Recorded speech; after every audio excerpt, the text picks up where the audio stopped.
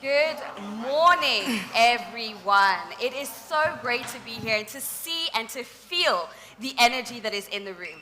I truly believe that today is history. We are in a moment of history in the making. This next panel, we have Botswana's brightest mind, and I am so honored and thrilled to see a panel full of beautiful women that have not only braved the paths of entrepreneurship and taking what I call an uncharted territory, but they've done that as African, as women, and as youth. So, before we do anything, let's get started. So I'd like to actually start with you, Kgomotso. You're a captain, the first female military pilot in Botswana. And that was a childhood dream, something that you wanted to do for a while. You wanted to fly planes. But from your background, this was very much something that was very far. So I want to know from you, what was your story of going through uncharted territory? Thank you so much, Forbes. Thank you, the president and everybody else. Thank you, Tanya, for such a beautiful question. Like I said, I'm Captain Kgomotso Phatsima. I'm one of the few female daughters of the African continent to kiss the skies. Wow. I grew up here just in Lidumani, just a stone's throw from Kgomotso International Airport. I grew up from a very humble family. I used to walk barefoot to school. When I was young, I used to see aeroplanes passing over my mother's house, and I knew that I was born to fly. I did exceptionally well and finished my Form 5 with high-flying colors. When I told my mother that I wanted to fly, she said we are too poor. During our time, a girl child could never even dream of flying a plane. She said, go to the university and become a teacher. I went to the University of Botswana and indeed studied mathematics and physics and became a teacher. After 8 months, then the Botswana Defense Force decided to launch its first female military pilots. I knew that nobody was going to stand on my way. I left teaching and joined the army to become a pilot. It was very hard, but here I am. And here you are. That deserves a round of applause. Now, Emma, you've also got an unordinary story. You're a Miss Botswana, you had a career in modeling, and then diverted towards venturing into the tech space and the startup space. Give us a little bit more details about what going into uncharted territory was like for you. You know, it was very different.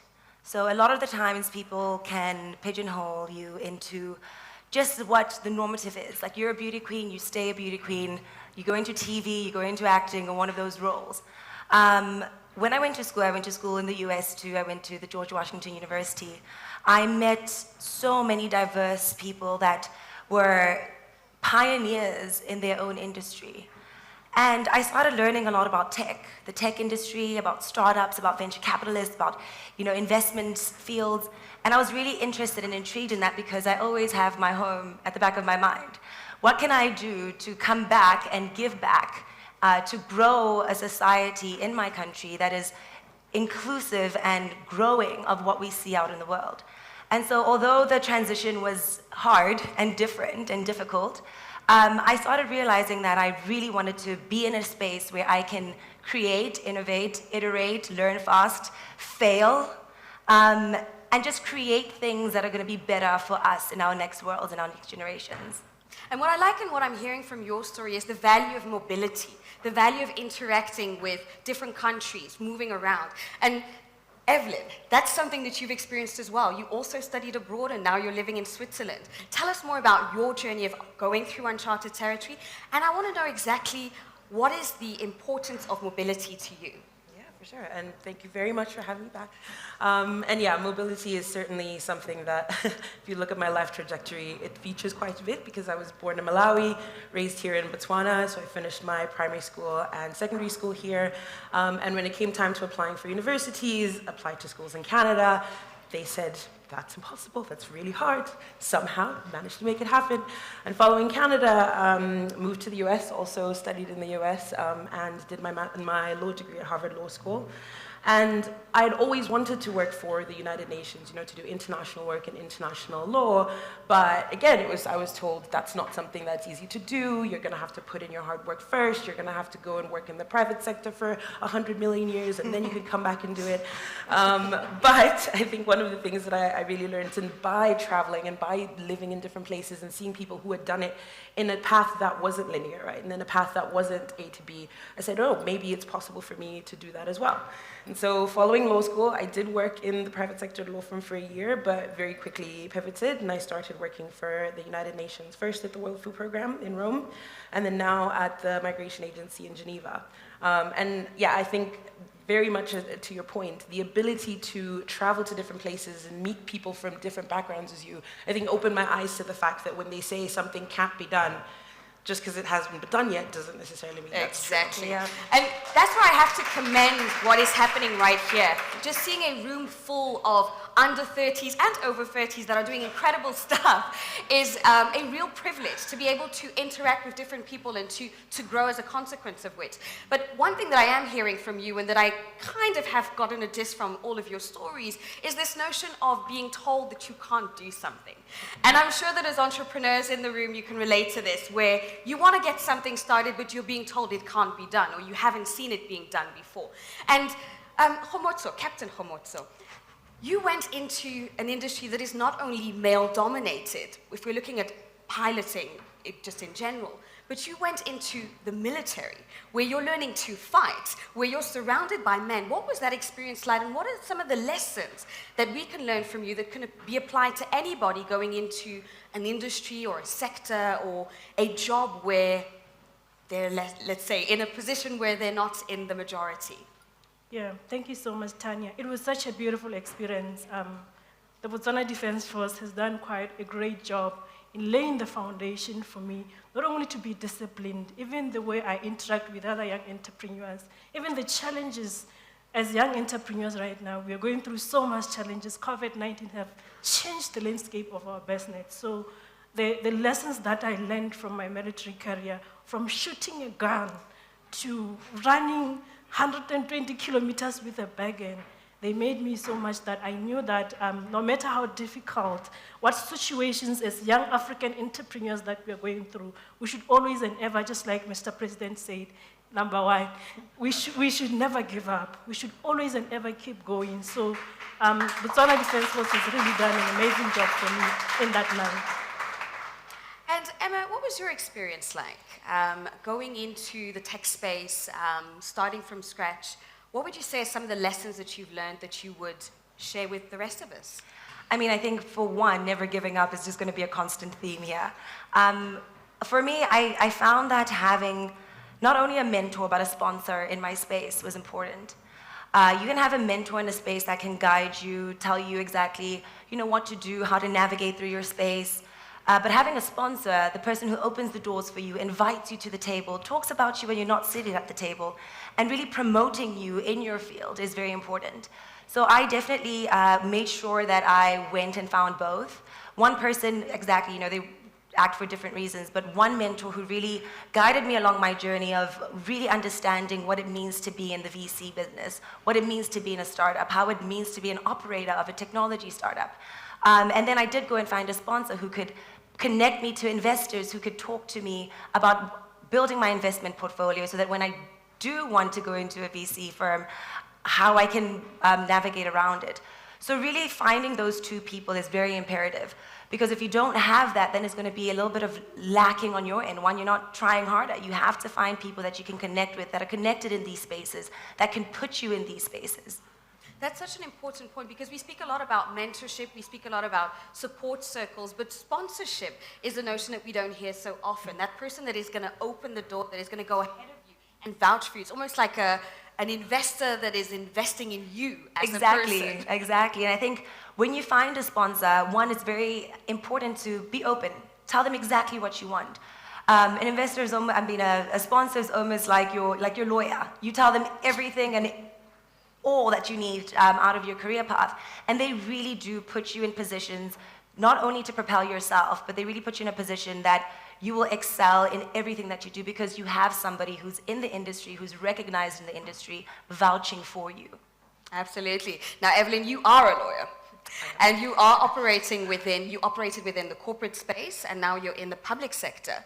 How has this journey of going up the echelons of a career within this space been for you? I know that you do mentor within the UN agency.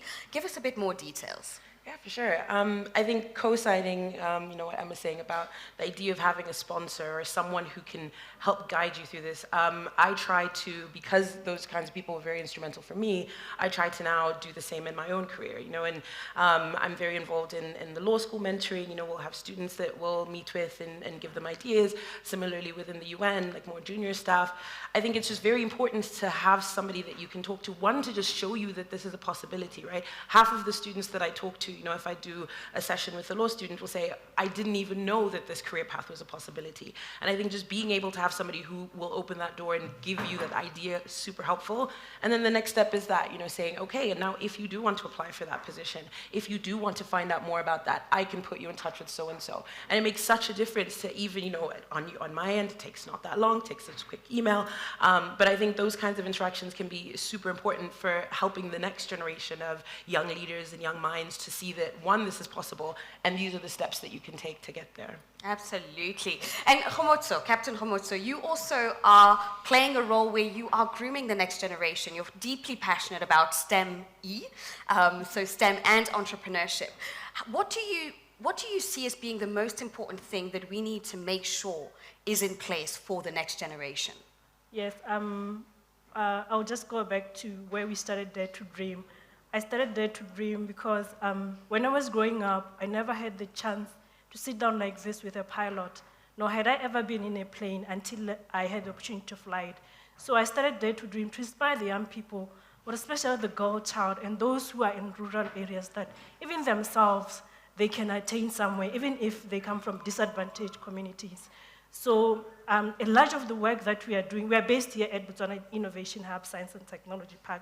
A lot of the work that we are doing, we are pushing more young people into science, technology, engineering, mathematics, as well as entrepreneurship. We do robotics and coding, which was even said by the director here, that these are times when it's very, very important for our young people to know about innovation, disruptions at a young age, so that tomorrow we could have 200 young entrepreneurs that are technology-based, that are Botswana. So it all starts with grassroots development of both the boys and the girls. So that's where our space, where we are getting more young people doing that. But at the same time, more so that I'm so heavily invested on the girl child, we cannot leave the boy child behind. For example, we are the only organization here in Botswana working with the largest aircraft manufacturers in the world, Airbus. If we are going to only say the girl child, we are going to leave the boy child behind. We are the only organization that can fly 70 to 100 young people at the same time in partnership with our national airline. If we are going to say we are going to fly only the girls, it means that we are going to what? Leave the boys behind. So much as we are so much heavily invested on getting more girls into the technology, the innovation, the tech startup, we should also not leave the boy child behind. Absolutely. Emma, I want to ask you the same question. What do you think is the most important thing that we need to make sure exists for the next generation to succeed? I think one is just creating enabling environments, right? Should I just shout? There we go.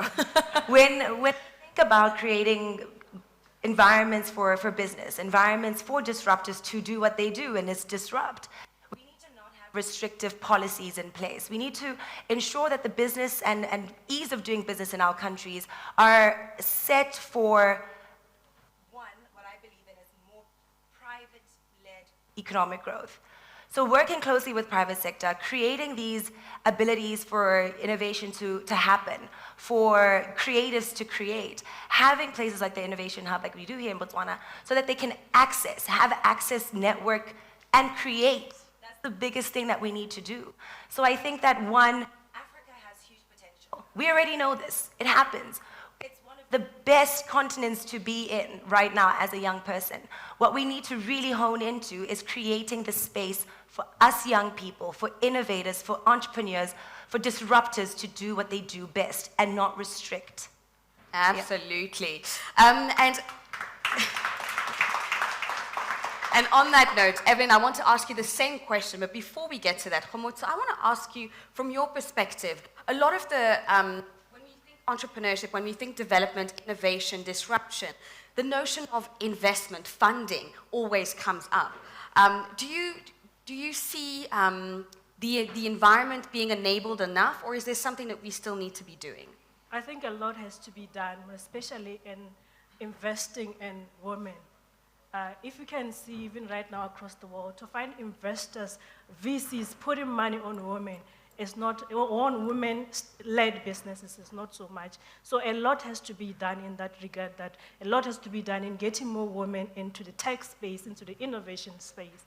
And then on the entrepreneurship development as well, a lot has to be done on women. For example, I wasn't the best pilot. I wasn't one of the high-flying pilots. But when I was given an opportunity by Botswana Defence Force to be one of the first, I did not only say I'm going to sit on the seat and be the first. I went and made sure that other people can come before me so that they can reach somewhere. So if we invest on women, we don't only change Botswana, we change the African continent, we change the world. Yes.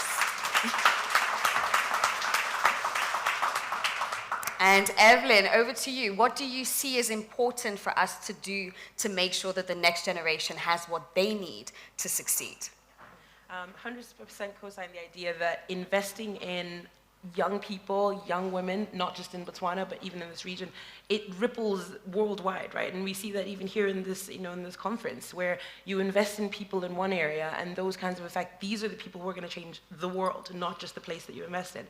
And one of the things, we were talking about is the idea of mobility and being able to travel around. Living in Europe, it's so easy to get on a quick flight to another country, meet with somebody else, discuss with them, come back. It's really doable. One thing that I do hope to see as this continent grows is that access and that mobility here. I know that it's so hard, to be able to take a quick flight across the country to, a country that's next door. You find people who've never been able to make it that far because the access isn't there. So I do think that that's one of the things we need to work on and build, because those networks, they tend to change entire communities. Absolutely, and I think that quite a few of us are privy to that scenario coming here. But one of the good things that we do have the AFCFTA that has been ratified by many countries, and we do hope that this will be able to improve mobility both for people and for services. But looking at, actually on the note of the AFCFTA, opening up a huge market, where do you see the biggest opportunities on the continent, Emma? Wow, I think the biggest opportunity is just that, moving away from this concept and traditional concept of aid and moving more into trade. Because through trade, you're able to be opened up to investments. You're able to create conducive environments where trade can flow freely, and investors like great business climates. Money is like what I always say. It flows the path of least resistance. So the more we're able to lift those restrictions up, create a flow where money can go, it will come. But I think that the biggest for Africa right now is in the young African entrepreneurs. It really stunned me going into the tech space, where I saw a lot of founders and CEOs and founders of a lot of the companies and tech startups in Africa are not African. And so for me, that took me aback, and I said, but why is it that we young Africans cannot create and be founders of amazing, innovative tools, whether it's coming from creating tech or creating mobile applications that harness our environments? Why is it international people who are being the CEOs and founders? And I think when we open things up a little bit more, when we start investing in the youth and we actually set aside funds and investments and have VCs that are interested in funding a young idea, is when we can start creating that. And it does start with trade and opening up. And Captain, so you do a lot of work with startups, with disruptive companies, innovative companies. What is exciting for you at the moment? I think the most exciting thing for me at the moment is that I'm part of this, I'm part of where we are taking, as much as the president was saying, where we are taking our country to disruptions. Our young people have so much potential. There's so much, they have so much, a lot that we can do to change this country. And I like the new Ministry of Entrepreneurship. I hope, Mr. President, with that ministry, things are going to change. A lot of red tapes that are there in our businesses, a lot of this slowness that is going on, that is maybe hindering us to prosper and take our country to the next level. With this new Ministry of Entrepreneurship, I hope that we are going to get there. Absolutely. Thank you for the message. Evelyn, bringing this back to you. So you obviously ended up having an international career. You had the privilege to be able to study in multiple different countries. What would you like to see in future for the next generation when it comes to education specifically?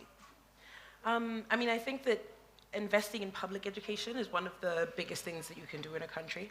You know, I'm a product of that myself, and I think that education, for me, this was one of the things growing up that my parents very much instilled in us, right? If this is a clear way for you to be able to make something of yourself and to be able to grow is education.